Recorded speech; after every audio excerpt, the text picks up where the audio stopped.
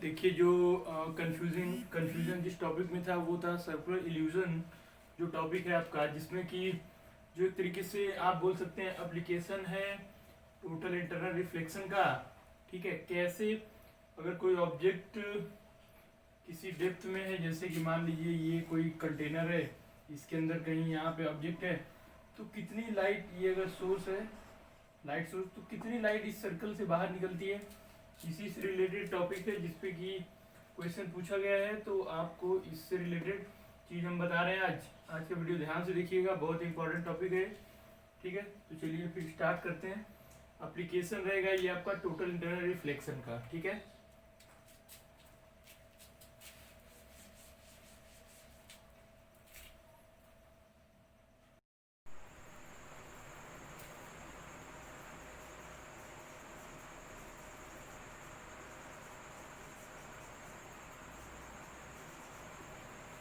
So students, हमने TIR पढ़ा है, उसके बारे में एप्लीकेशंस पढ़े थे। आज एक बहुत इंपॉर्टेंट एप्लीकेशन पढ़ने जा रहे हैं टोटल इंटरनल रिफ्लेक्शन का। एक क्वेश्चन के फॉर्म में उस एप्लीकेशन को पढ़ेंगे ताकि आप ये देख पाएं कि क्वेश्चंस जब आएंगे तो आप उसको कैसे सॉल्व करेंगे। एक डेरिवेशन है, वो क्वेश्चन के फॉर्मेट में यहाँ पे पहले एक क्वेश्चन लिखेंगे, उसी को आप डेरिवेशन भी मान लेंगे। ठीक है, और उसी के अकॉर्डिंग हम लोग उसको करेंगे। सिर्फ इस क्वेश्चन और न्यूमेरिकल प्रॉब्लम में क्या होगा, न्यूमेरिकल प्रॉब्लम में जो भी होती है वो आपको न्यूमेरिकल वैल्यूज गिवन होती है। यहाँ पे आपको वेरिएबल्स के फॉर्म में इक्वेशन होगा, सॉरी क्वेश्चन होगा, तो उससे आपको एक रिलेशन मिलेगा, एक फार्मूले जैसा मिल जाएगा। अब आप उसका यूज डायरेक्ट करेंगे तो थोड़ी सी प्रॉब्लम होगी, क्योंकि कंडीशन एग्जैक्टली एक जैसी गिवन नहीं होती है क्वेश्चन में। तो आप ट्राई करेंगे कि आप स्टेप बाय स्टेप चलें और आप कंप्लीट करें अपना क्वेश्चन। ओके,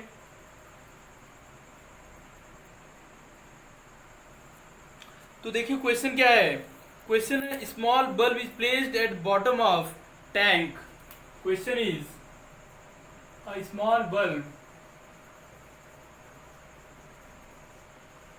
इलेक्ट्रिक बल्ब, आप कोई भी लाइट सोर्स इमेजिन कर सकते हैं। A small bulb is placed at bottom of tank, is placed at bottom of tank, okay, containing liquid to depth h centimeter, containing liquid to depth h centimeter, okay. What is the area of the surface of liquid through which light, so what is area of surface, what is area of surface of water through which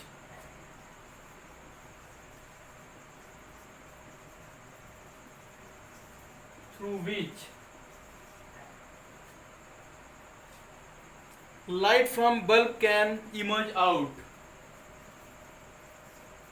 light from bulb can emerge out, okay. Refractive index of liquid is given, that is mu. Refractive index of liquid is mu. So this is the question, okay. You should note down this question, this is most important problem, so that I am writing here, okay. This one is very important question and repeated question in CBSE examination and many competitive exams. Only the values of the given, that is h and the refractive index, are different in different questions, but the question is very important, okay. So I am going to erase this question here and I will solve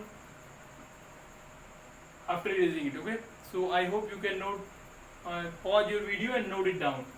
So I am going to draw a diagram and after that I will solve the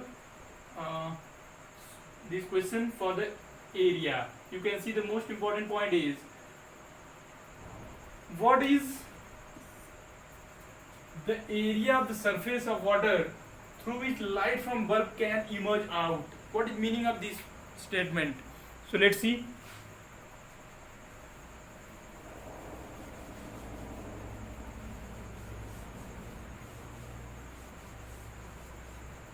Now you should look at your question and I am going to explain the solution. So students, according to question, this one is a container.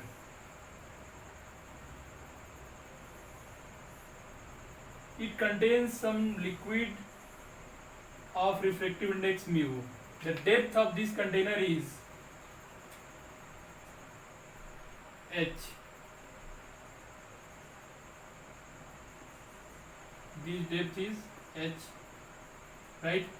And some liquid is filled in this container.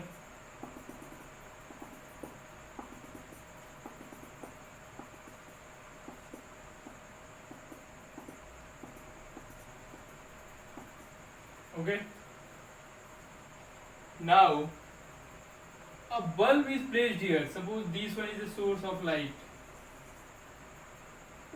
This one is source of light S. Okay.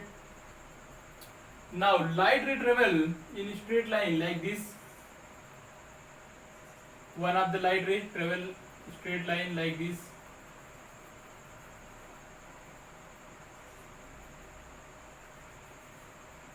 It will reach here. Okay.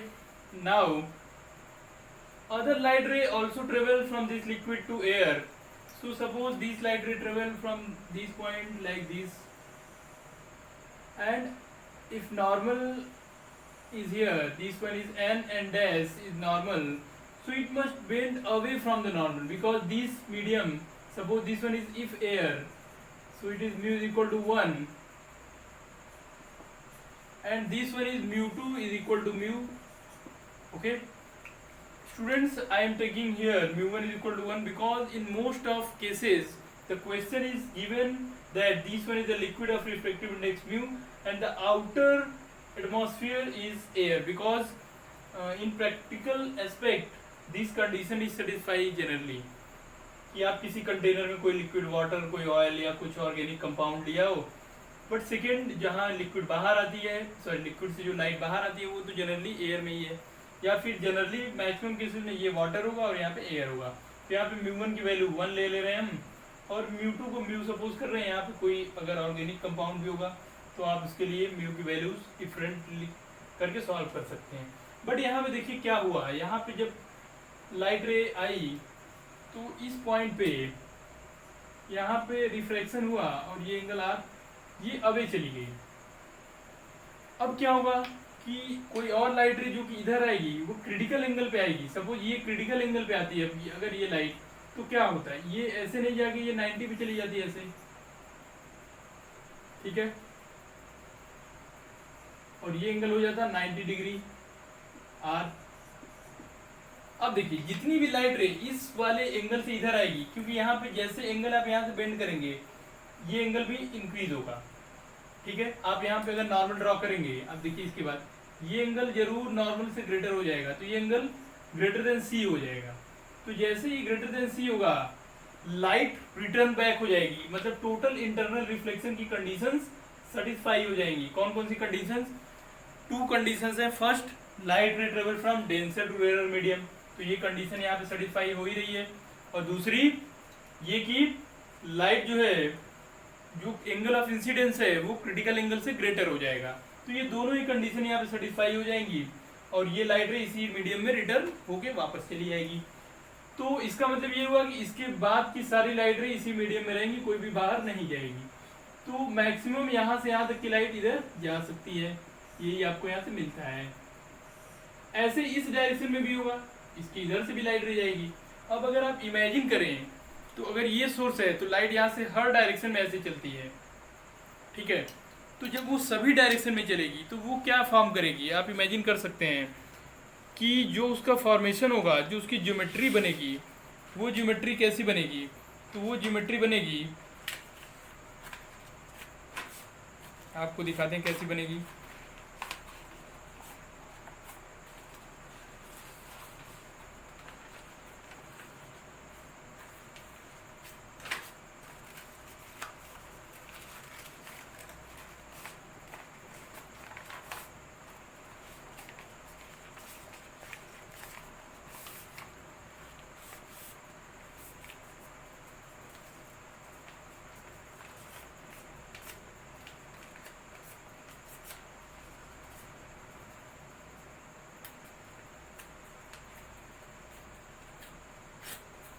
तो आप देखेंगे वो बनेगा एक कोन ऐसे, ठीक है। देखिए अगर लाइट रे हर पॉइंट से चला, यहाँ पे सोर्स है, सोर्स यस यहाँ पे है, तो लाइट रे यहाँ से सारी पॉसिबल डायरेक्शन में चलेगी, तो ऐसे चलेगी, ठीक है। एक कोन की तरह लाइट सोर्स कहाँ पे है, यहाँ पे लाइट सोर्स है और ये हर पॉसिबल डायरेक्शन में चलेगा। तो ये सामने देखिए ये सर्कल दिखेगा ऐसे, और ये हो गया यहाँ पे होगा क्रिटिकल एंगल, ये हो गया सेंटर। अब ऐसे इस सेंटर से हर तरफ से, तो ये सर्कल जो है इसी एरिया से लाइट रे बाहर निकलेगी, इससे बाहर की लाइट जो होगी वो टोटली इंटरनली अंदर रिफ्लेक्ट होके वापस चली जाएगी। तो ये वाला सर्कल है। इस सेंटर वाली जो लाइट है इसके सेंटर पे ये वाली लाइट है, ये जो बाहर जा रही है, और इस वाले एज पे ये वाली लाइट है। ऐसे ही हर तरफ से होगा। तो यहाँ पे जो ज्योमेट्री बनेगी वो इस टाइप की होगी, अगर आप ध्यान से देखेंगे ऐसा बनेगा कोन, ठीक है। क्योंकि ये बोर्ड पे 2 डायमेंशनली दिखेगा आपको, बट एक्चुअली में ये ऐसा दिखेगा, ठीक है। यहाँ पे देखिए ये सर्कल दिखेगा और ये लाइट ऐसे सोर्स से आ रही है, ऐसे ऐसे निकलेगी। इस सर्कल के बाहर की लाइट वापस उसी मीडियम में रिटर्न हो जाएगी, यहाँ की लाइट इसके बाद की सारी इस मीडियम में वापस हो जाएंगी। मतलब यहाँ की जो लाइट रे है ऐसे जो चली वो वापस हो गई यहाँ पे, और इधर भी ऐसे जो चली वो वापस हो गई मीडियम में। तो यहाँ पे आप देख सकते हैं कि ये जो कोन है इसी फॉर्म का जो लाइट होगी इसके अंदर पूरी लाइट फील्ड है, इसके अंदर से लाइट बाहर निकलेगी इतने एरिया से। तो ये एरिया जो होगा वो ये वाला पार्ट है। तो इट मीन्स कि आपको मिला यहाँ पे, अगर डायग्राम को थोड़ा सा अब चेक कर लें हमारा कितना डायग्राम की रिक्वायरमेंट है हमको, तो इन पार्ट्स को हम इरेज कर देते हैं। तो इसको फिर से हम ड्रॉ कर दे रहे हैं ताकि आपको कोई कंफ्यूजन ना रहे, ठीक है। तो एक अच्छा सा डायग्राम ड्रॉ कर देते हैं ताकि आपको सारी बातें क्लियर समझ में आए और फिर हम इजीली डिराइव कर लें फार्मूला अपना। तो ये देखिए इस टाइप का होगा, ये है कंटेनर, ठीक है। इसकी डेप्थ है यहाँ पे h,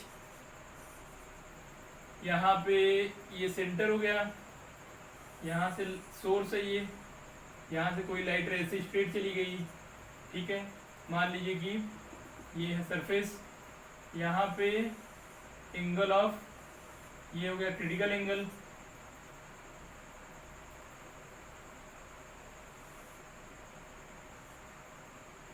यहाँ ये हो गया क्रिटिकल एंगल C, यहाँ ये एंगल 90 डिग्री हो गया NN डैश, ठीक है।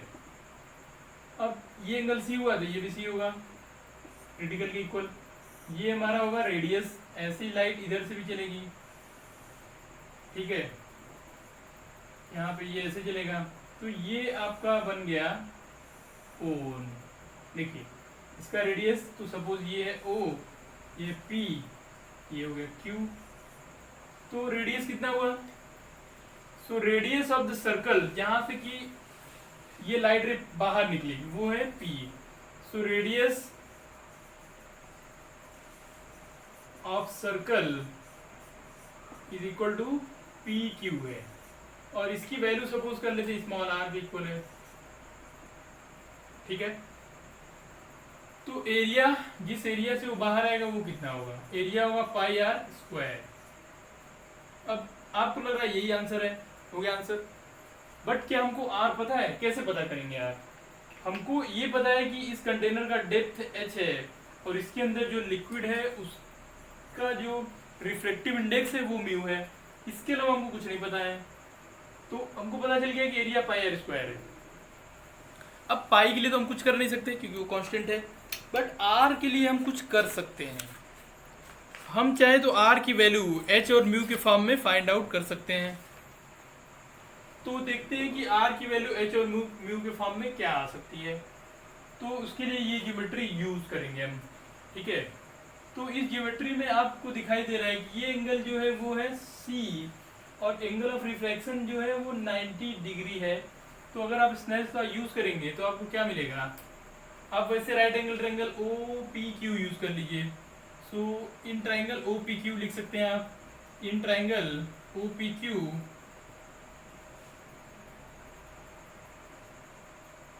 इन ट्रायंगल OPQ क्या लिखें, देखिए इन ट्रायंगल OPQ हम लोग लिख सकते हैं साइन C की value, sine C is equal to कितना होगा, या फिर हम लोग स्नेल्स लॉ पहले यूज कर लेते हैं। तो बाय स्नेल्स लॉ हम लोग लिख सकते हैं sine C upon sine 90 is equal to mu 1 upon mu 2, जिसको हम लोग लिखते हैं 1/μ। तो ये हो जाता है sine C is equal to 1/μ। ये तो हमको यहाँ से पता चल जाता है, ठीक है। अब यहाँ पे इसको एच के फॉर्म में कैसे चेंज करें, ठीक है। तो यहाँ पे देखिए, यहाँ पे अगर इस ट्रायंगल में यूज करें, in triangle P Q O, अगर हम लोग साइन सी की वैल्यू लिखिए तो साइन सी कितना लिखेंगे, देखिए साइन सी को हम लोग लिख सकते हैं, ये एंगल हो गया 90, ठीक है। तो 90 हो गया तो हम लोग लिख सकते हैं P Q upon Q O, इतना लिख सकते हैं। देखिए ध्यान से, पी क्यू ये परपेंडिकुलर अपॉन ये हाइपोटेनस, इस एंगल के लिए परपेंडिकुलर। तो अब पी क्यू की वैल्यू हम लोग आर लिख रहे हैं और हमको क्यू ओ नहीं पता है, तो क्यू ओ लिख देते हैं यहाँ पे, ठीक है। इतना लिख दे रहे हैं। अभी इधर इरेज कर रहे हैं ताकि इसको प्रोसीड कर पाए आगे हम लोग। तो यहाँ तक आप नोट करिए और आगे चलते हैं, देखते हैं क्या होता है। तो यहाँ से देखिए, यहाँ से क्यू ओ लिखते हैं। क्यू ओ कितना होगा, क्यू ओ हो जाएगा आपका आर बाई साइन सी। ये क्वेश्चन नंबर 1 है जिसमें मैं आर की वैल्यू लिखनी है। तो इसको मैं आर इज इक्वल टू ही लिखना चाहिए था, यहाँ पे लिखते हैं R is equal to Q O into sine C, इतना लिखते हैं क्वेश्चन नंबर 2। अब क्यू ओ देखते हैं कितना लिख सकते हैं। तो यहाँ पे राइट एंगल ट्रायंगल है, इसमें आप यूज कर सकते हैं relation Q O square is equal to P Q square plus O P square, right. तो देखिए पी क्यू स्क्वायर कितना है, तो यहाँ पे पी क्यू स्क्वायर जो है वो है आर स्क्वायर, और ये कितना है एच स्क्वायर है, ठीक है। यहाँ पे अगर आप देखें तो इसकी वैल्यू जो है क्यू ओ स्क्वायर की वो हो जाएगी R square plus H square. तो यहाँ पे लिख देंगे हम लोग आर इज इक्वल टू यहाँ पे अंडर रूट, या फिर अगर इसको इस इक्वेशन को स्क्वायर कर देते हैं तो स्क्वायरिंग इक्वेशन नंबर 2, तो हमको क्या मिलेगा, R square is equal to Q O square into sine square C, equation number 3। अब इक्वेशन नंबर 3 में क्यू ओ स्क्वायर की वैल्यू को यूज कर देते हैं, ठीक है। तो देखते हैं क्या होता है। हमारे पास साइन सी की वैल्यू 1/μ भी है, तो इसको भी यूज करेंगे यहाँ पे। तो यहाँ पे लिखेंगे R square is equal to, लिखिए यहाँ पे लिखेंगे इसकी वैल्यू जो कि ब्रैकेट में R square plus H square है इंटू साइन की वैल्यू यूज कर देते हैं, ये हो जाएगा 1/μ स्क्वायर। इसका होल स्क्वायर करेंगे तो ये स्क्वायर हो जाएगा। अब इसको लिख सकते हैं हम लोग R square is equal to, यहाँ पे आएगा कितना, यहाँ पे इसको मल्टीप्लाई कर देते हैं म्यू स्क्वायर, इसको इधर लिख सकते हैं R square plus H square, ठीक है। इस इक्वेशन को थोड़ा सा और रीअरेंज करते हैं, तो इसको लिख सकते हैं हम लोग mu square R square minus R square is equal to H square. तो यहाँ से आर स्क्वायर कॉमन ले लेते हैं तो कितना मिलेगा, mu square minus 1 is equal to H square. अब यहाँ से R square is equal to लिख सकते हैं H square upon mu square minus 1। तो यहाँ पे आर की वैल्यू आ जाएगी H by under root mu square minus 1, ये आ जाएगी आपकी आर की वैल्यू। देखिए आर की वैल्यू अब एच और म्यू के फॉर्म में, एच नोन है और म्यू नोन है। तो अब आपका रिक्वायर्ड एरिया होगा, रिक्वायर्ड एरिया जो कि आपको पता करना है एक्चुअल क्वेश्चन में होगा पाई आर स्क्वायर, और आर अब अंडर रूट लेने की जरूरत नहीं थी, यहाँ पे डायरेक्ट आर स्क्वायर की वैल्यू लिख देते हैं ये वाली, तो कितना होगा pi H square upon mu square -1। तो ये है आपका रिक्वायर्ड रिजल्ट। ये बहुत इंपॉर्टेंट क्वेश्चन है और इससे आप पता कर सकते हैं कि कितने एरिया से यहाँ से लाइट बाहर निकलती है। तो वो है pi H square by mu square -1। अगर आपको डेप्थ पता है और इस लिक्विड का रिफ्लेक्टिव इंडेक्स पता है तो आप यहाँ बहुत ही आसानी से एरिया फाइंड आउट कर सकते हैं। तो आप देख सकते हैं कि ये जो जो यहाँ इस लिक्विड से जो लाइट बाहर आएगी वो 2 पॉइंट पे 2 फैक्टर्स पे डिपेंड करती है। फर्स्ट है डेप्थ कितनी है और सेकेंड है इस लिक्विड का रिफ्लेक्टिव इंडेक्स कितना है। तो इन दोनों बातों पे ये डिपेंड करती है। ये बहुत इंपॉर्टेंट क्वेश्चन है, इसको आप डिराइव कर लीजिए, इस पे बेस्ड क्वेश्चन सॉल्व करिए। बहुत सारे न्यूमेरिकल, बहुत सारे कॉम्पिटेटिव एग्जाम्स में ये क्वेश्चन पूछा जा चुका है, तो इसको जरूर करिएगा सॉल्व। ओके, तो इसको रिवाइज करिए खुद से।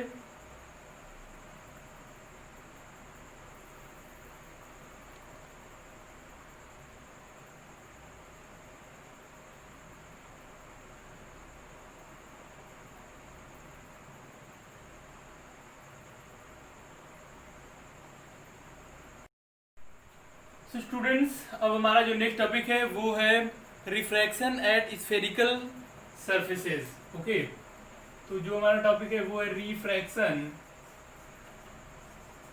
Eight spherical surfaces. So refraction at spherical surfaces में पहले देखते हैं कि कौन कौन से स्फेरिकल सरफेस है यहाँ पे।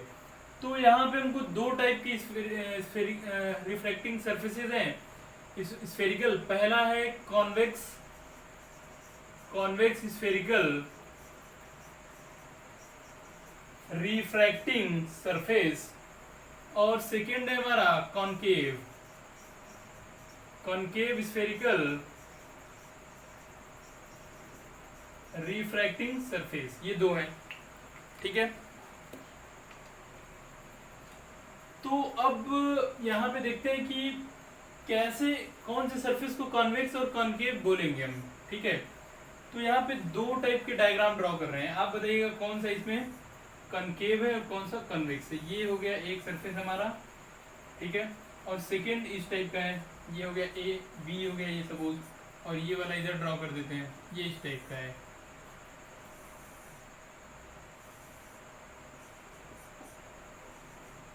ठीक है।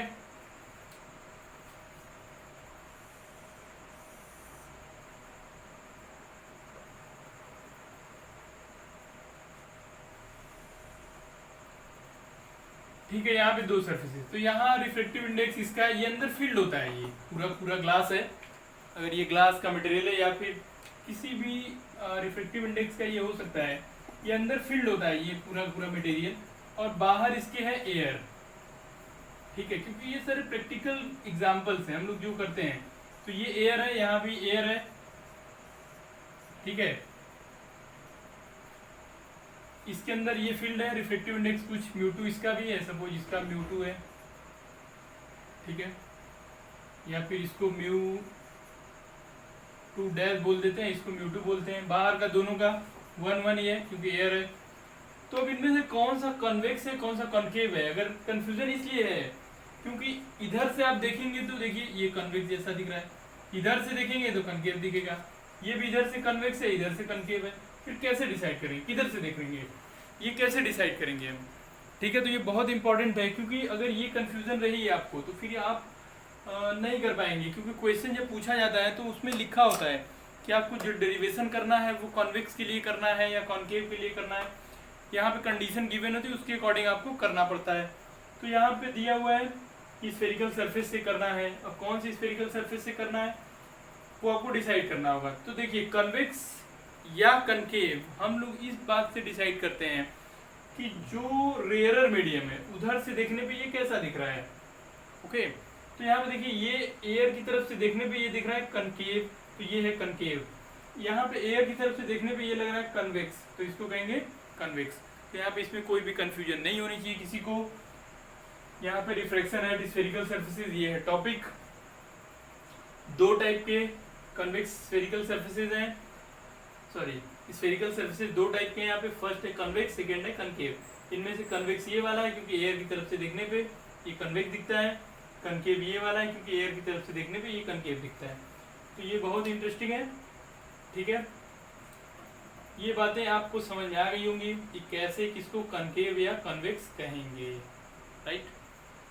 तो अब चलते हैं टॉपिक कैसे स्टार्ट होगा, कौन कौन से डेरिवेशंस हैं, स्नेल्स लॉ कैसे यूज करेंगे, ये सारी चीजें देखेंगे। बट उससे पहले देखेंगे कि हम लोग स्फेरिकल सर्फेसेज में क्या चीजें हमारे लिए सबसे ज्यादा इंपॉर्टेंट रोल प्ले करती हैं, जो कि अगर हम समझ जाएं तो हम हमारी सारी प्रॉब्लम्स सॉल्व हो जाती हैं। तो वो चीज़ें समझने के लिए चलते हैं आगे, इसको इरेज करते हैं।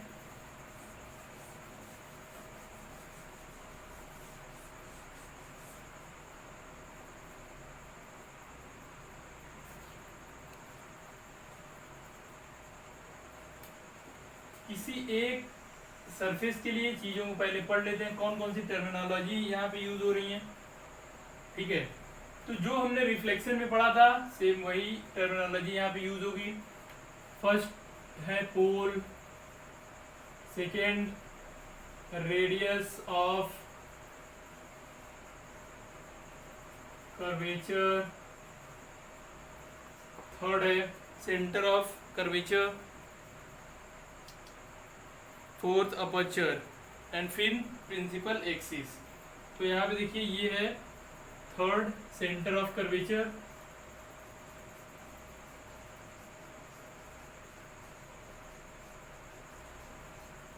फोर्थ है आपका प्रिंसिपल एक्सिस,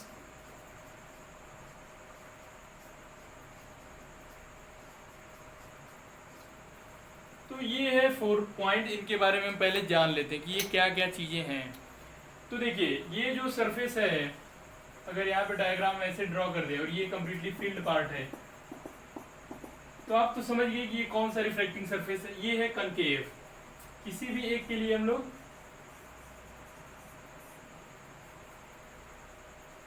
पढ़ लेते हैं। तो देखिए ये जो सरफेस है इसको y डैश पी वाई बोलते हैं। इसका जो सेंटर मोस्ट पॉइंट है इसी को बोलते हैं पोल। तो ये जो रिफ्लेक्टिंग सरफेस है ये सेंटर मोस्ट, एक्चुअल में ये बाउल जैसा होता है, ऐसे होता है। ये 2 डायमेंशन में आपको सर्कल का पार्ट दिख रहा है, बट ये एक्चुअल में स्फीयर का पार्ट होगा। ये ऐसे दिखेगा, ये फील्ड होगा, यहाँ पे सेंटर में यहाँ कहीं पोल होगा।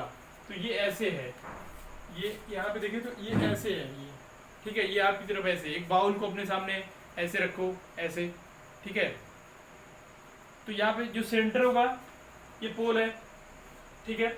अब अगर इस स्फीयर को कंप्लीट करें हम ऐसे, ये देखिए स्फीयर इस डायरेक्शन में कंप्लीट होगा। अगर कन्वेक्स होता तो उधर कंप्लीट होता, तो ये ऐसे कंप्लीट हो जाएगा ये स्फीयर। तो इसका जहाँ पे इसका सेंटर आता इस स्फीयर का, उसी को इसका सेंटर ऑफ कर्वेचर बोलते हैं। ये सेंटर ऑफ कर्वेचर हो जाता। तो इस स्फीयर को कंप्लीट करते इसका सेंटर जो होता वही सेंटर ऑफ कर्वेचर हो जाता। फिर पोल से इस सेंटर ऑफ कर्वेचर तक की जो डिस्टेंस है उसी को बोलते हैं रेडियस ऑफ कर्वेचर। तो ये रेडियस ऑफ कर्वेचर हो जाता। और जो लाइन सेंटर ऑफ कर्वेचर और पोल को मिलाती है, स्ट्रेट लाइन, उसी को हम लोग बोलते हैं प्रिंसिपल एक्सिस। तो यहाँ देखिए ये है प्रिंसिपल एक्सिस,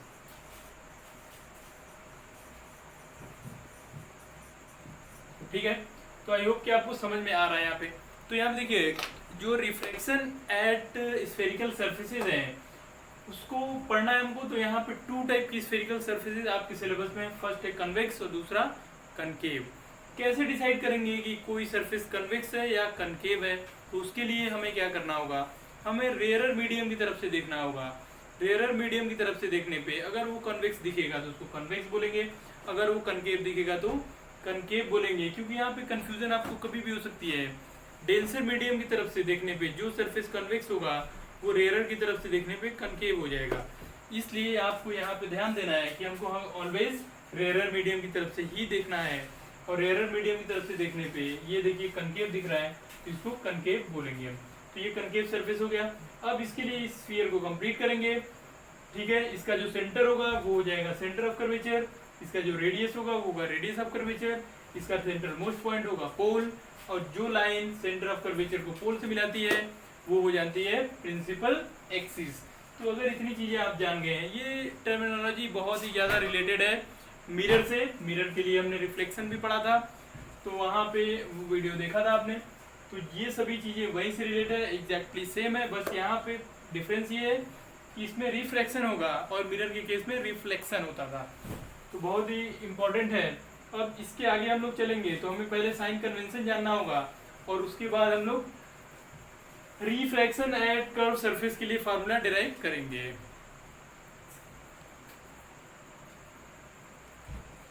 ओके, तो अब इसको प्रोसीड करेंगे हम लोग साइन कन्वेंशन के साथ, ठीक है।